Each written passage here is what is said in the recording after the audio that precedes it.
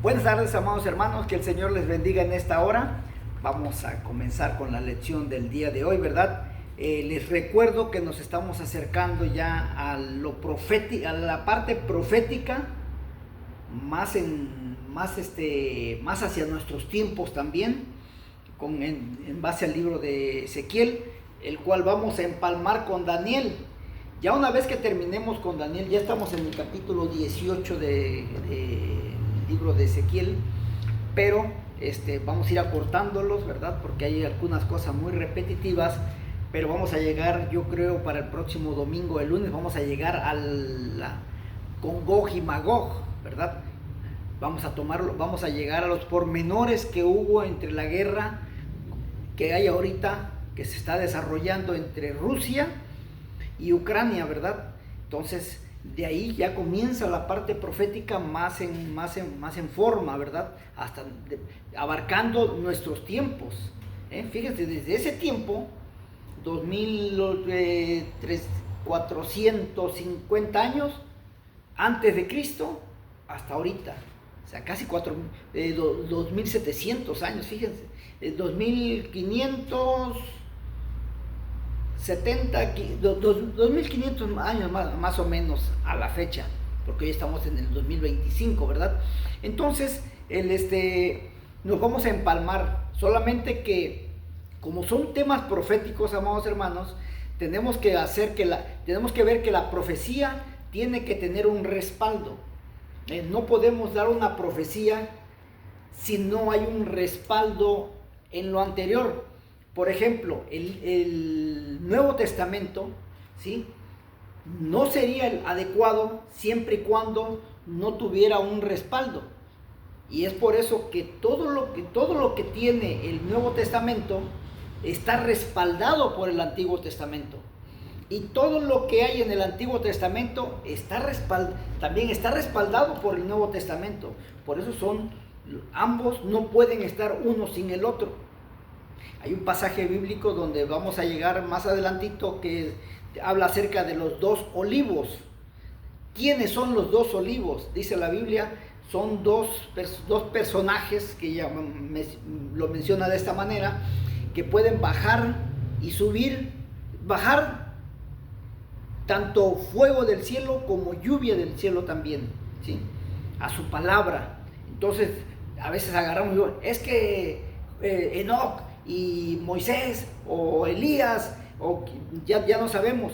Los dos olivos que mencionan las Sagradas Escrituras, que tienen potestad para bajar fuego del cielo o lluvia del cielo, no es otra cosa más que el Antiguo Testamento y el Nuevo Testamento, ¿sí?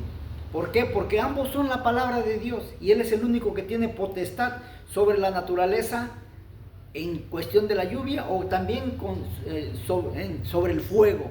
Ahora bien, hoy en día tenemos a los charlatanes que son profetas, pero te profetizan cosas personales, cosas particulares.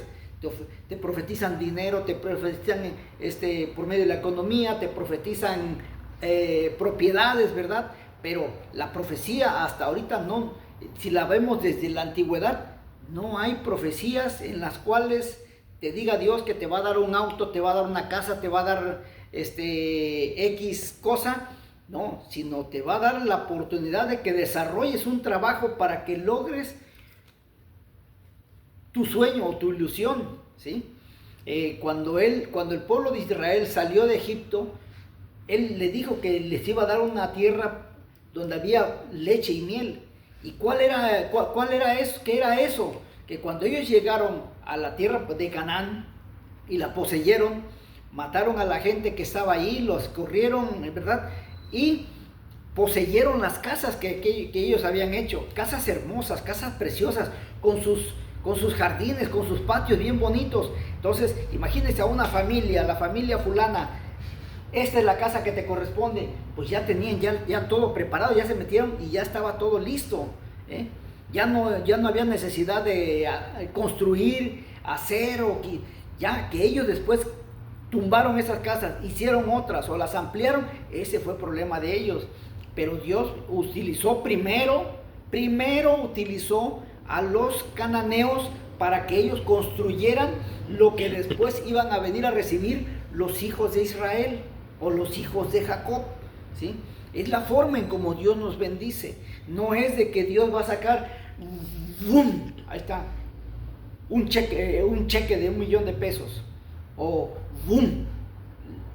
Un boleto de la lotería. No, hermanos, Dios siempre va a utilizar vehículos. Cuando el pueblo de Israel salió de Egipto, Él le dijo a Moisés: dile al pueblo que vaya a Egipto y les pida a la gente de Egipto oro, plata,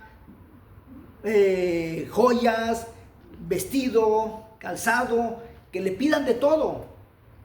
Yo voy a hacer que la gente de Egipto ablande su corazón y les den a ellos porque los tienen que dejar en la pobreza, a Egipto. Toda la riqueza que tiene Egipto se la van a dar a mis hijos. ¿Por qué? Porque los egipcios con anterioridad habían obtenido toda esa riqueza. ¿Por medio de quién? Por medio de José. José fue el que hizo próspera esa ciudad de Egipto. Fue el que la mejor época, la época más dorada de Egipto fue cuando estuvo José como gobernador, ¿sí? Miren cómo Dios prepara los tiempos. Entonces, Egipto vivía en la opulencia, y cuando el pueblo de Israel sale, toda esa opulencia, dice Dios: bueno, ya se las di para que lo disfrutaran, ahora lo van a disfrutar mis hijos, dénselo. Y por eso es que ellos salieron al desierto saturados de dinero, saturados de riquezas, y las propiedades ya las tenían en la tierra de Canaán, ¿sí? Que cuando llegaron las poseyeron. Es así como Dios maneja las bendiciones.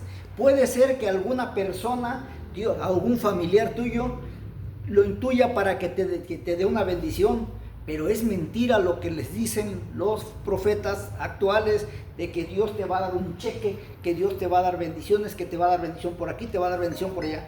Todos los días nos bendice Dios. Sale el sol, tenemos oxígeno, vemos que nuestros hijos están bien, nuestros familiares están bien, y hay más cosas que Dios nos bendice, ¿verdad? Entonces, esas son las profecías, ¿sí? Tenemos que considerarlas y saber realmente qué es una profecía y qué es una palabra común. Y esto lo vamos a ver a través de estos mensajes que nos quedan todavía antes de entrar a la profecía. Ayer dijimos que quedamos en el libro de Ezequiel, en su capítulo 18, que dice: el alma que pecare, esa morirá, ¿sí? Hay personas que dicen que la salvación no se pierde, que desde el momento que tú aceptas a Jesús como tu Salvador, ya eres salvo y ya nadie te puede quitar esa salvación, no la puedes perder. Amados hermanos, vamos a ver conforme a las Sagradas Escrituras si es verdad lo que nos dicen estos falsos profetas, estos falsos predicadores, o incluso en tu iglesia tengan ese criterio, esa idea.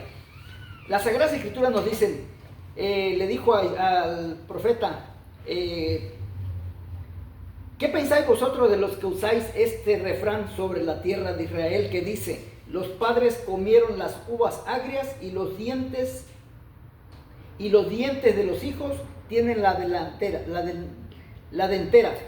Lo que pasa, amados hermanos, este refrán era porque cuando Dios castigó al pueblo de Israel con el cautiverio babilónico, era una mezcla de pecados tanto de padres como de hijos, y a todos los castigó por igual. Sin embargo, después del cautiverio babilónico, nuestro Señor, nuestro Dios nos dice: más vivo yo, dice Jehová, el versículo 3 del capítulo 18 de Ezequiel, que nunca más tendréis por qué usar este refrán en Israel y también para la iglesia. He aquí que como todas las almas son mías, como el alma del Padre, así el alma del Hijo es mía. El alma que pecare, esa morirá. O sea, ahora ya no va a ser como anteriormente, que voy a castigar a padres e hijos por el pecado que cometieron. Ahora voy a castigar a cada quien con lo suyo. Si un padre es justo, ¿sí?, y muestra su justicia y vive en su justicia, ese padre es el que va a vivir. Pero si el hijo no es justo como el padre, el hijo va a morir. O viceversa, si el hijo es justo y vive en la justicia, ese hijo va a vivir. Pero y si su padre es injusto y vive en la injusticia, entonces por su pecado va a morir. Ya no van a morir los dos, ya no va a ser una mezcla, ya no, cada quien. Ahora, a veces decimos, es que nadie es justo en este mundo. El único justo es Dios. No sean hipócritas. Primero aprendan lo que dicen las Sagradas Escrituras, porque en el libro de Ezequiel nos enseña cómo debemos de ser para considerarnos incluso nosotros mismos como justos. Vivir de esta manera. Dice, y el hombre que fuere, el versículo 5, y el hombre que fuere justo e hiciere según el derecho y la justicia, que no, ojo, aquí están los puntos, que no comiere, sobre los montes, o sea, yendo a adorar a otras imágenes, ni alzare sus ojos a los ídolos de la casa de Israel, o sea, también a los ídolos mundanos, así que no, ni violare la mujer de su prójimo, o sea, quiere decir que también los judíos se metían con las esposas de sus amigos y de sus hermanos, podríamos decir, ni se llegare a la mujer menstruosa. Si Dios les estaba diciendo que no se me llegaran a una mujer menstruosa, es porque lo hacían. Y qué cosa, ¿no? Tan sucia, pero bueno, si Dios les dice que no lo hagan, que ya no lo hagan más, es porque lo hacían, ¿sí? Ni oprimiere a ninguno, que al deudor devolvieren su prenda, que no cometiere robo, y que diere de su pan al hambriento, y cubriere al desnudo con vestido, que no prestare a interés, ni tomare usura, que de la maldad retrajere su mano, e hiciere justo juicio verdadero entre hombre y hombre, en mis ordenanzas caminare, y guardare mis decretos para hacer rectamente, este es justo, este vivirá, dice Jehová el Señor. Son 13 puntos que hay. ¿Cuántos de esos puntos son los que vive usted como cristiano, como creyente cristiano? Como que dice usted, es que yo soy de Cristo. Sí, ok, perfecto, eres de Cristo. De estos 13 puntos, ¿cuál es el que tú practicas? ¿Cuál es el que tú vives? ¿Cuántos de estos 13 puntos, cuántos es en lo que tú vives? Si tú vives en estos puntos, te puedes considerar un hombre justo. Si no, la Biblia dice que no eres justo. Y el justo por su fe vivirá. Si engendrar un hijo ladrón, dice, derramador de sangre, o que haga alguna de estas cosas y que no haga las otras, sino que comiere sobre los montes sin violar a la mujer de su prójimo, ese no es justo y tiene que morir. Más adelante nos dice, su padre, por cuanto hizo agravio, despojó violentamente al hermano e hizo en medio de su pueblo lo que no es bueno, he aquí que él morirá por su maldad. Y si dijeres, ¿por qué el hijo no llevará el pecado de su padre? Porque él hizo justicia según el derecho y la justicia, guardó todos mis estatutos y los cumplió, de cierto vivirá. O sea, aquí están mis estatutos, aquí están mis ordenanzas, aquí están mis mandamientos, aquí están mis leyes. Si tú las vives, vas a ser justo y vivirás por esa justicia, por mi justicia que te estoy dando. Si no vives en esa justicia, entonces morirás.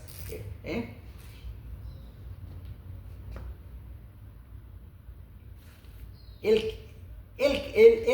alma que pecare, dice el versículo 20, esa morirá. El hijo, mucha atención a esto, el hijo no llevará el pecado del padre, ni el padre llevará el pecado del hijo. La justicia del justo será sobre él, y la impiedad del impío será sobre él. El alma que pecare, esa morirá. Romanos 11, 17 al 22 también nos menciona algo al respecto. Y Hebreos 2 del 1 al 4 también nos menciona algo al respecto. Romanos 11, 17 dice: